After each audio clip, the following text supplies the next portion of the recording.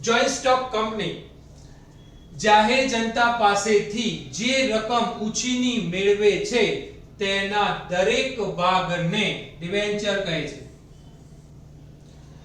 અલગ અલગ છે, થોડું અર્થ સુરા.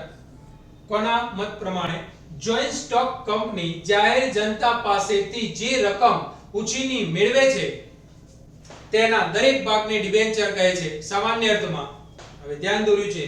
સર ફ્રાન્સિસ પામરના મતે ડિબેન્ચર એ એક કંપનીનો સામાન્ય મહોરથી અંકિત થયેલો કંપનીના દેવાનો સ્વીકાર કરતો દસ્તાવેજ છે કે જેમાં કંપનીની મહોર લાગી છે, એપ્રુવ્ડ. સર ફ્રાન્સિસ પામરના મતે ડિબેન્ચર એ કંપનીની સામાન્ય મહોરથી અંકિત થયેલો કંપનીના દેવાનો સ્વીકાર કરતો દસ્તાવેજ છે.